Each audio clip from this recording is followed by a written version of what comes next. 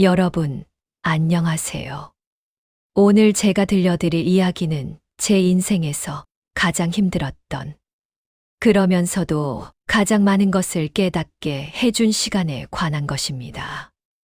30년을 직장 생활에 바치고 은퇴한 저와 아내는 서울의 답답함을 벗어나 자연 속에서 여생을 보내겠다는 꿈을 꾸었습니다. 텃밭 가꾸고 산책하고 이웃들과 정을 나누며 사는 그런 평화로운 삶 말입니다. 충청도의 작은 마을에 오래된 한옥을 구입했을 때 저희 부부는 마치 새로운 인생이 시작되는 것 같았습니다. 하지만 그 집으로 향하는 길은 첫날부터 막혀 있었습니다. 물리적으로도, 그리고 제가 상상하지 못했던 방식으로도 말입니다. 지금부터 들려드릴 이야기는 법과 상식이 통하지 않는 곳에서 제가 겪었던 끔찍한 경험입니다. 여러분, 제 이야기를 들어주시겠습니까? 이사한 첫날 오후였습니다. 짐을 대충 풀고 마당에서 아내와 차를 마시고 있는데 한 남자가 대문을 벌컥 열고 들어왔습니다. 노크도 없었습니다. 마치 자기 집인 양 성큼성큼 걸어 들어왔습니다. 60대 중반쯤 되어 보이는 그 남자는 굵은 목소리로 자신을 이장이라고 소개했습니다. 저는 얼른 일어나 정중하게 인사를 건넸습니다. 새로 이사 온 김민수라고 소개했습니다. 아내도 어색하게 미소를 지으며 차라도 한잔 하시라고 권했습니다. 새로 이사 온 사람에게 먼저 찾아와 주다니 인심 좋은 동네구나 싶었거든요. 하지만 이장은 의자에 앉지도 않았습니다. 그냥 서서 우리를 내려다봤습니다. 그리고 단도직입적으로 말했습니다. 우리 마을에 들어오려면 발전기금을 내야 한다고요. 얼마냐고 물었더니 1,000,000원이라고 했습니다. 저는 귀를 의심했습니다. 1,000,000원이요. 네, 1,000,000원. 마을 발전을 위해 다들 내는 거라고 했습니다. 저는 당황했지만 최대한 차분하게 물었습니다. 그게 무슨 법적 근거가 있는 겁니까? 이장의 얼굴이 굳어졌습니다. 법적 근거요. 그러더니 비웃듯 웃었습니다. 여기는 법보다 정이 먼저요. 서울서 온 사람들은 다 법만 찾더군. 그래서 적응을 못해. 저는 이해할 수 없었습니다. 아무리 시골이라도 법이 우선 아닙니까? 제가 그렇게 말하자 이장은 혀를 찼습니다. 에이, 그런 식으로 나오면 여기서 살기 힘들어요. 협박 같은 말투였습니다. 아내가 제 팔을 꼭 잡았습니다. 손에서 떨림이 느껴졌습니다. 아내는 작은 목소리로 말했습니다. 저희가 좀 생각해보고 연락드려도 될까요? 이장은 고개를 저었습니다. 생각할 거 있나? 이 마을 사람들은 다 냈어요. 당신들만 안 내면 되겠어요. 저는 참지 못하고 말했습니다. 그런 돈은 낼 수 없습니다. 법적 근거도 없는데 왜 내야 합니까? 이장은 천천히 고개를 끄덕였습니다. 그러면서 나가는 길에 마지막으로 한마디를 던졌습니다. 그럼 불편하게 사셔야겠네요. 각오는 하시고요. 그 말투에 섬뜩함이 있었습니다. 단순한 경고가 아니었습니다. 협박이었습니다. 문을 닫자마자 아내가 불안한 표정으로 말했습니다. 여보, 우리 잘못 온 거 아니에요. 뭔가 이상해요. 저도 불안했지만 아내를 안심시켰습니다. 괜찮을 거라고, 법이 있는데 무슨 일이 있겠냐고요. 하지만 그날 밤 저는 잠을 이룰 수 없었습니다. 이장의 차가운 눈빛이 계속 떠올랐기 때문입니다. 마치 제가 무슨 잘못이라도 저지른 사람처럼 보던 그 눈빛이요. 이틀 후 아침 아내가 부엌에서 소리를 질렀습니다. 여보, 물이 안 나와요. 저는 황급히 부엌으로 갔습니다. 수도꼭지를 틀었지만 물은 나오지 않았습니다. 공기만 슉슉 빠져나왔습니다. 화장실도 마찬가지였습니다.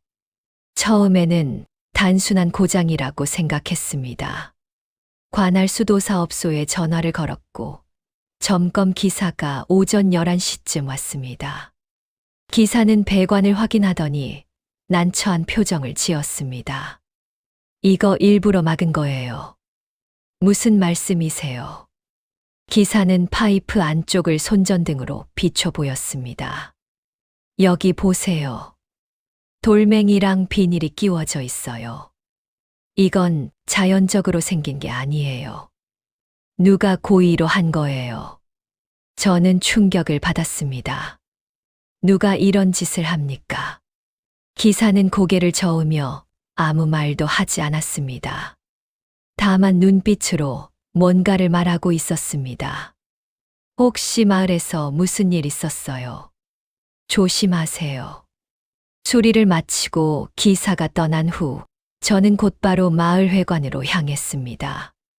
이장은 마을 사람들 몇 명과 화투를 치고 있었습니다. 제가 들어서자 모두 저를 쳐다봤습니다. 따가운 시선이었습니다. 저는 이장에게 다가가 말했습니다. 이장님, 저희 집 수도가 막혔는데 고의로 막은 거라고 하더군요. 혹시 아시는 게 있으십니까? 이장은 화투패를 내려놓고 저를 쳐다봤습니다. 그런 일이 있었어요. 나는 모르는데. 누가 그랬대요. 수리 기사가 그러는데 돌이랑 비닐이 일부러 끼워져 있었답니다. 이장은 어깨를 으쓱했습니다. 글쎄, 누가 장난을 쳤나 보지. 여기는 원래 그런 일이 가끔 있어요. 장난이요. 사람이 살려면 물이 있어야 하는데 이게 장난입니까? 제 목소리가 커졌습니다. 주변 사람들이 수군거리기 시작했습니다. 저 사람 왜 저래? 이장은 차갑게 대답했습니다. 법 없이는 못 사냐고요. 여기는 원래 그렇게 산다고요. 경찰에 신고하든 뭘 하든 맘대로 하라고요. 하지만 여기서 잘 살고 싶으면 마을 규칙을 따라야 한다고 덧붙였습니다. 저는 어이가 없었습니다. 이게 말이 됩니까? 이장은 다시 화투패를 집어들었습니다. 제 말은 끝났다는 듯이요. 주변에 있던 마을 사람들은 아무도 저를 거들어주지 않았습니다. 오히려 저를 이상한 사람 보듯 했습니다. 외지인 주제에 시끄럽게 군다는 표정이었습니다. 한 할아버지가 중얼거렸습니다. 1,000만 원 내면 될 걸 괜히 고생하네. 저는 무력감에 휩싸였습니다. 집으로 돌아오는 길에 동네 사람 몇 명과 마주쳤습니다. 저는 인사를 건넸습니다. 안녕하세요. 하지만 모두 고개를 돌렸습니다. 인사를 받지 않았습니다. 심지어 한 아주머니는 침을 뱉기까지 했습니다. 마을 전체가 저희를 따돌리기 시작한 겁니다.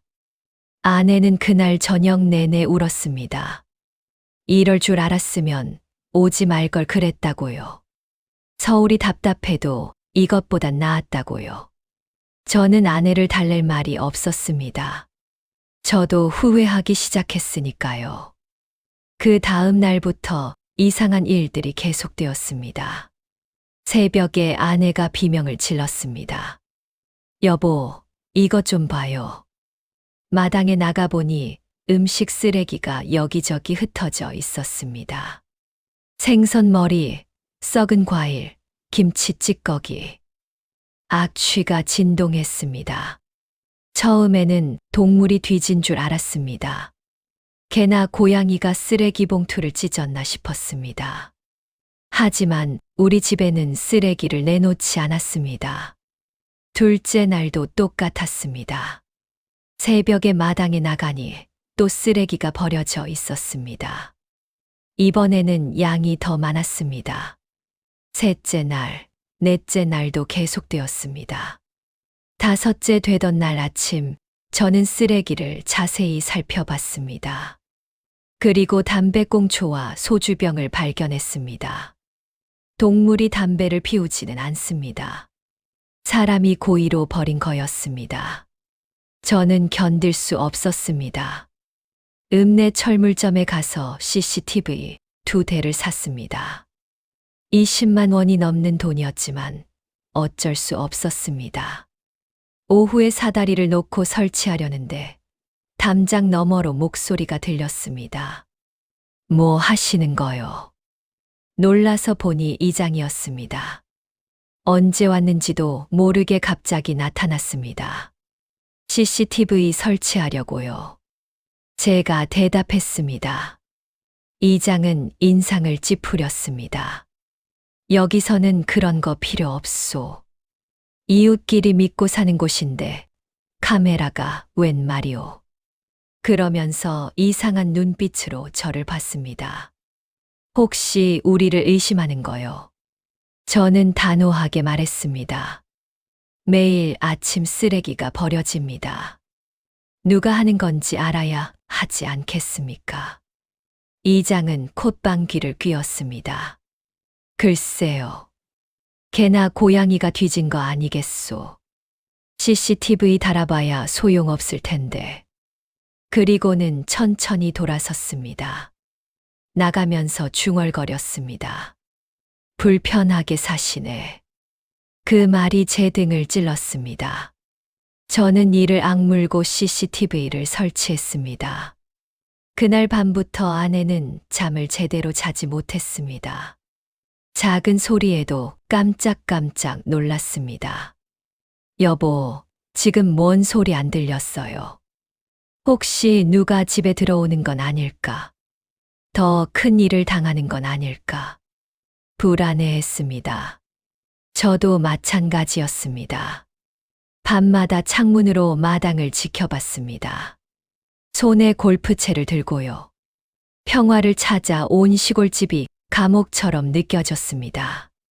CCTV를 확인했지만 범인은 잡히지 않았습니다. 교묘하게 사각지대로 들어와서 쓰레기를 버리고 갔습니다. 얼굴은 보이지 않았지만 체격으로 봐서는 남자였습니다. 그리고 마을 사람이 분명했습니다. 동선이 너무나 익숙했으니까요. 저는 영상을 저장해뒀습니다. 언젠가 증거로 쓸 수 있을 거라고 생각하면서요. 일주일이 지났습니다. 상황은 나아지지 않았습니다.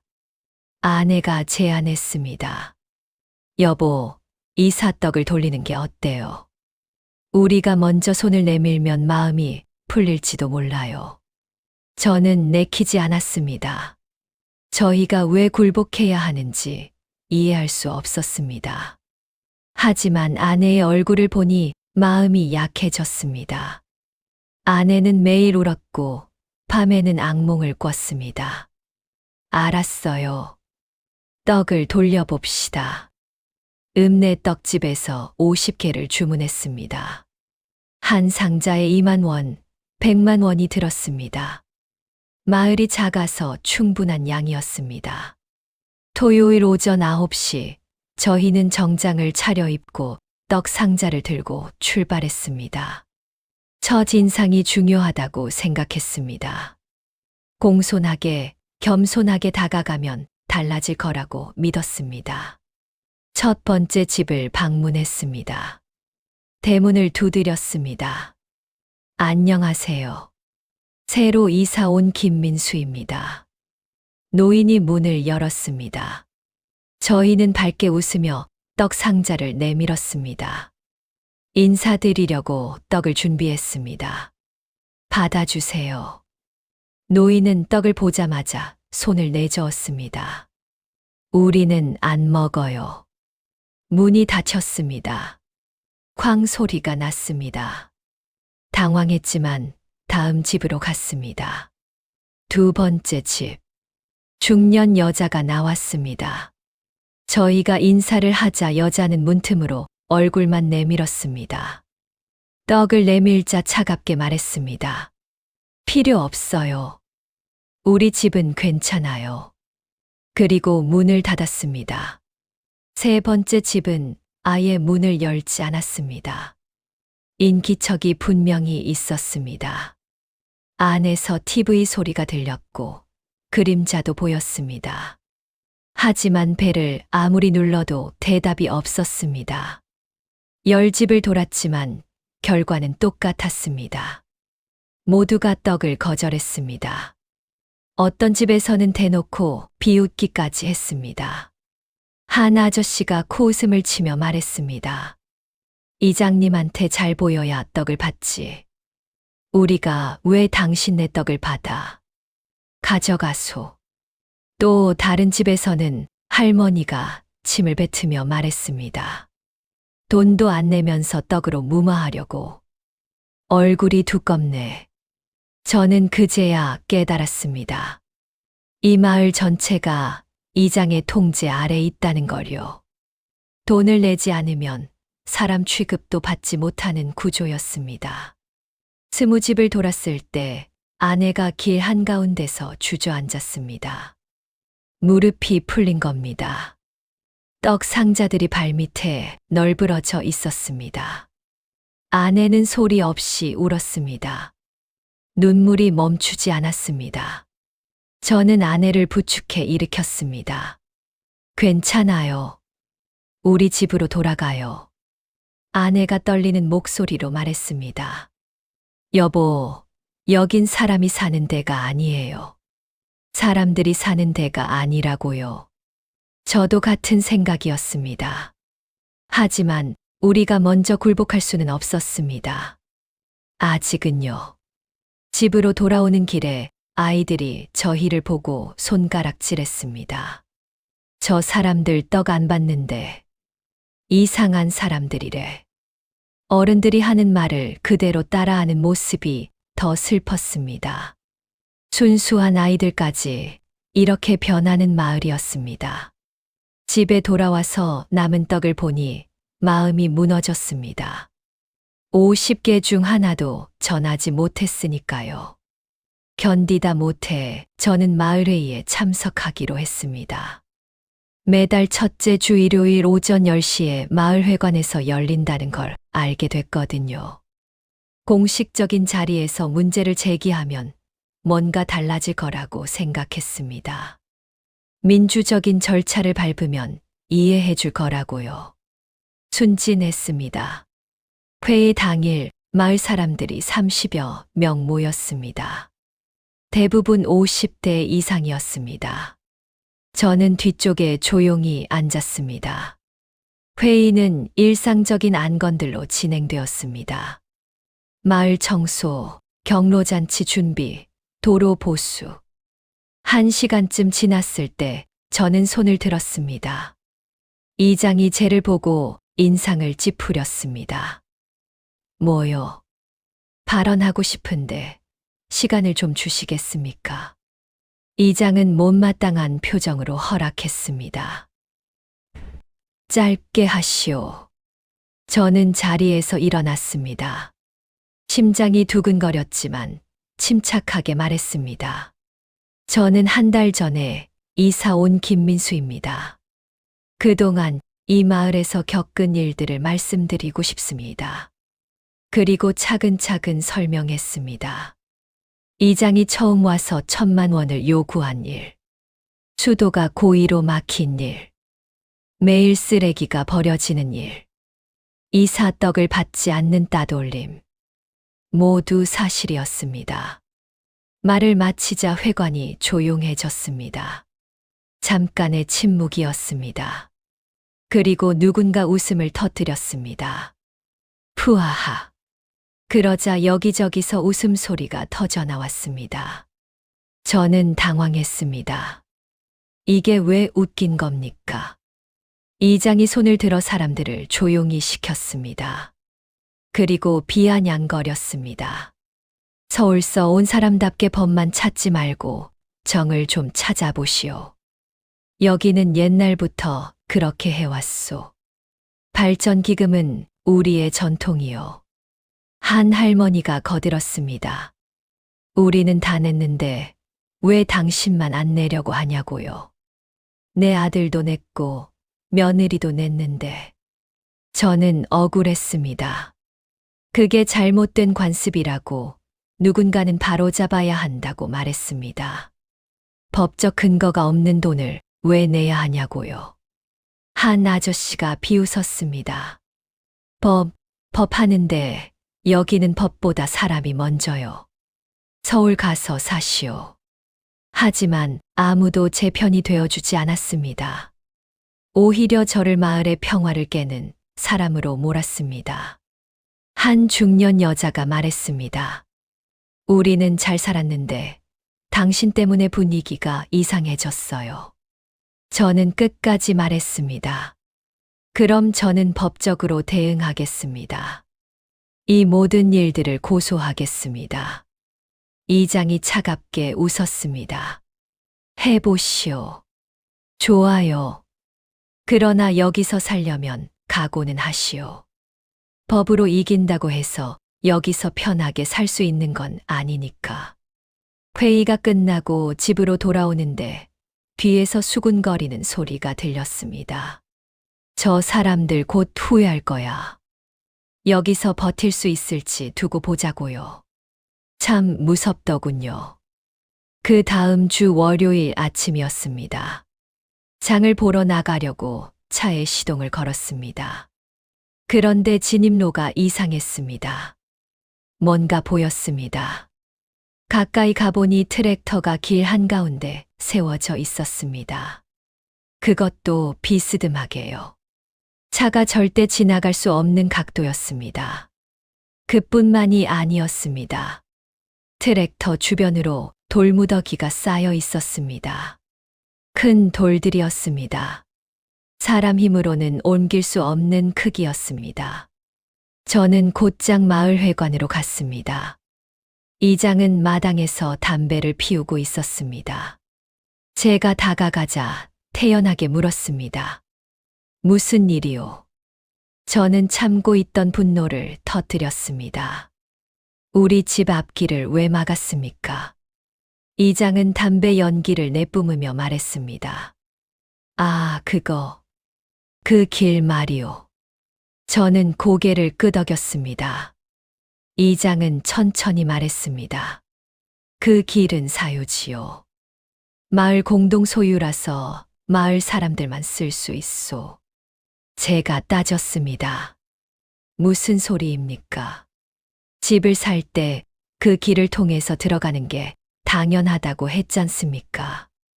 이장은 어깨를 으쓱했습니다. 그건 마을 사람한테만 해당하는 얘기지요. 당신은 아직 마을 사람이 아니니까요. 그럼 어떻게 해야 마을 사람이 되는 겁니까? 제가 물었습니다. 이장은 빙긋 웃었습니다. 발전 기금을 내면 당연히 마을 사람이 되는 거지요. 완전한 협박이었습니다. 노골적인 협박이었습니다. 저는 손이 떨렸습니다. 분노 때문이었습니다. 저는 경찰에 신고했습니다. 하지만 출동한 경찰관은 난처한 표정을 지었습니다. 이게 사유지 분쟁이라서요. 민사 문제예요. 저희가 개입하기 어렵습니다. 그럼 어떻게 합니까? 차도 못 빼고 갇혀 있는데요. 경찰관은 미안하다는 표정을 지었습니다. 변호사랑 상담해 보세요. 형사 고소를 하려면 명확한 증거가 필요합니다. 저는 좌절했습니다. 법도 저를 지켜주지 못하는 겁니까? 집으로 돌아왔을 때 아내는 공황 상태였습니다. 여보, 우리 어떡해요? 물건도 떨어지고 약도 없는데. 냉장고에는 먹을 게 거의 없었습니다. 이웃에게 도움을 청했지만 모두 문전박대였습니다. 전화를 해도 받지 않았습니다. 문을 두드려도 나오지 않았습니다. 저희는 완전히 고립되었습니다. 사흘이 지났습니다. 냉장고가 텅 비기 시작했습니다. 라면도 쌀도 떨어졌습니다. 아내는 불안에 떨며 약도 먹지 못했습니다. 혈압약이 필요했지만 나갈 수가 없었습니다. 저는 밤마다 휴대폰으로 변호사를 검색했습니다. 상담을 받아봤습니다. 하지만 시골 마을의 특수한 상황을 이해하는 변호사를 찾기가 쉽지 않았습니다. 상담을 받아도 시간이 오래 걸릴 거라는 답변뿐이었습니다. 최소 몇 달은 걸린다고 했습니다. 저는 분노와 무력감 사이에서 흔들렸습니다. 여기서는 법이 통하지 않는다는 걸 뼈저리게 느꼈습니다. 일주일째 되던 날, 저는 결심했습니다. 더 이상 당하고만 있을 수 없다고요. 싸워야 한다고요. 저는 휴대폰을 들고 마을 곳곳을 촬영하기 시작했습니다. 막힌 진입로를 찍었습니다. 트랙터와 돌무더기를 가까이서 찍었습니다. 마당에 버려진 쓰레기들도 모두 기록했습니다. 날짜별로 정리했습니다. CCTV에 찍힌 영상들도 USB에 저장했습니다. 비록 거민의 얼굴은 안 나왔지만 상황 증거는 충분했습니다. 누군가 고의로 괴롭히고 있다는 증거였습니다. 그리고 SNS 계정을 만들었습니다.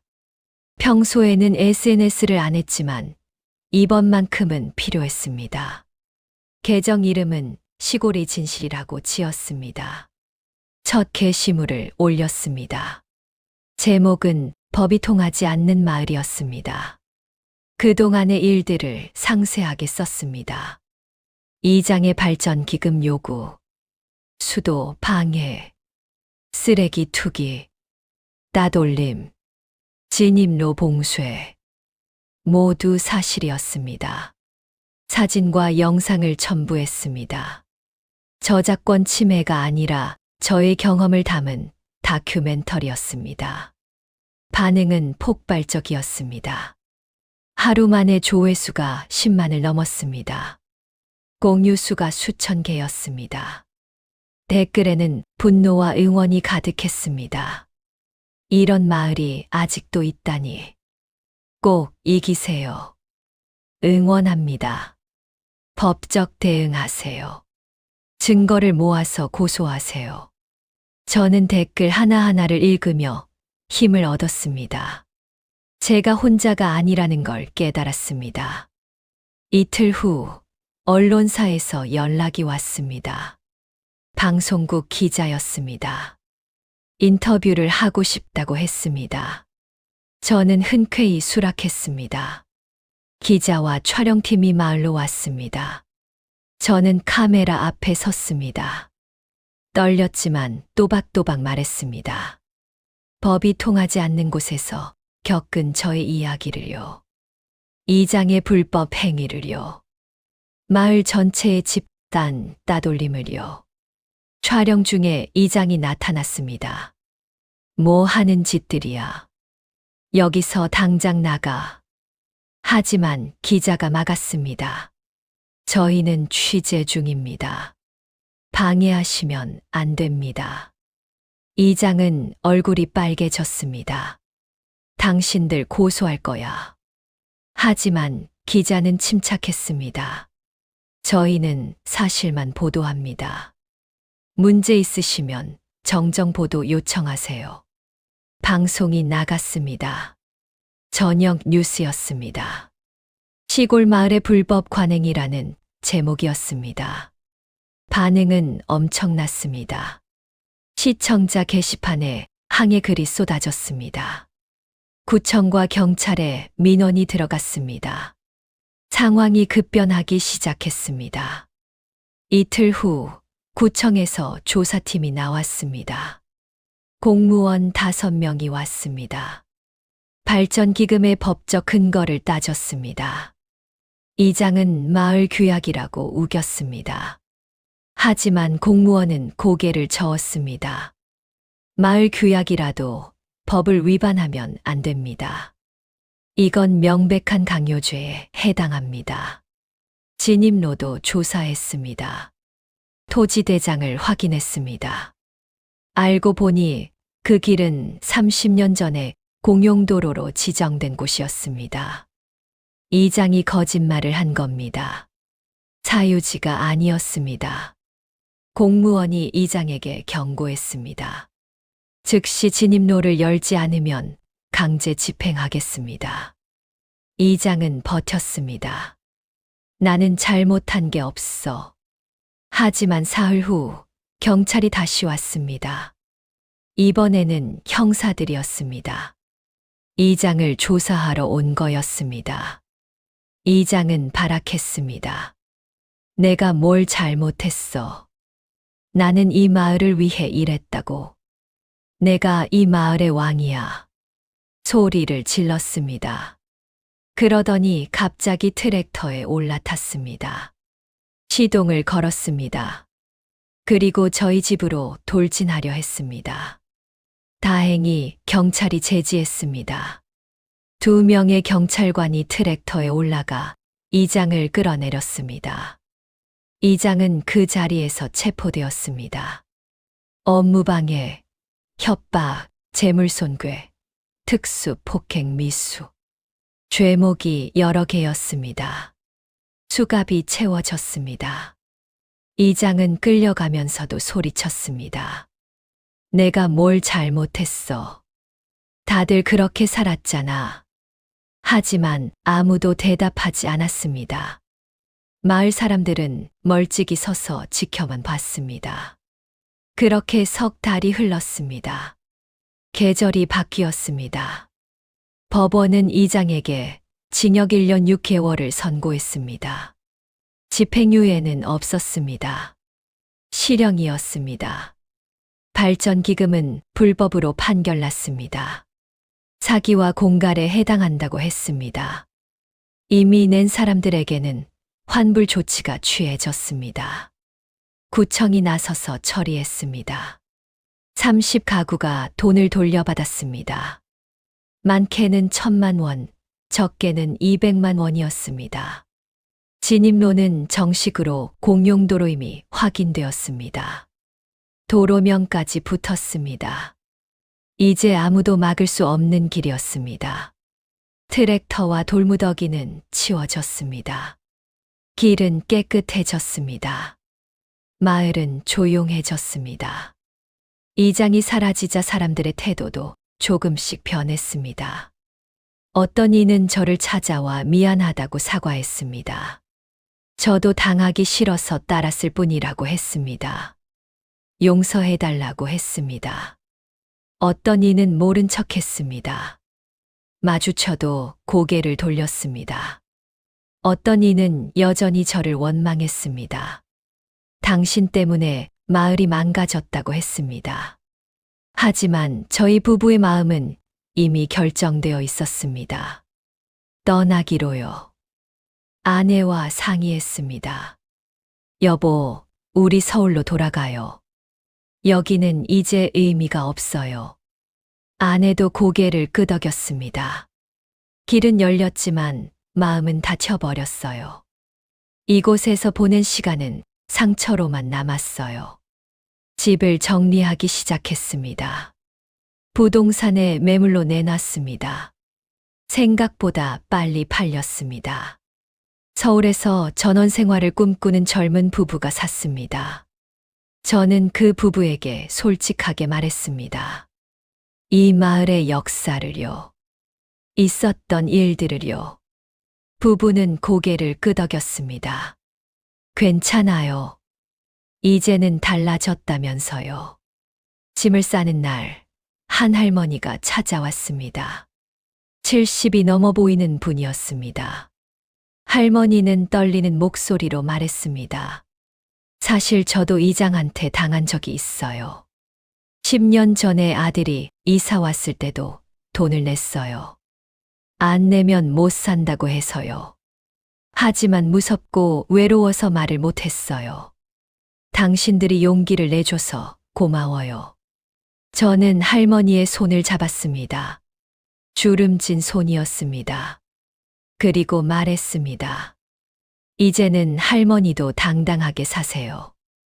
법이 있고 정의가 있다는 걸 잊지 마세요. 할머니는 눈물을 흘렸습니다.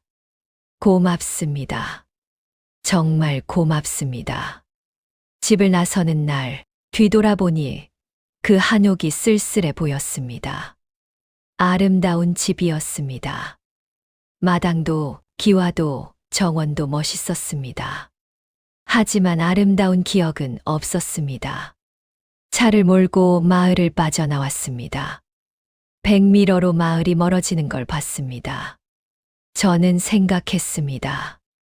시골의 평화는 그냥 주어지는 게 아니구나.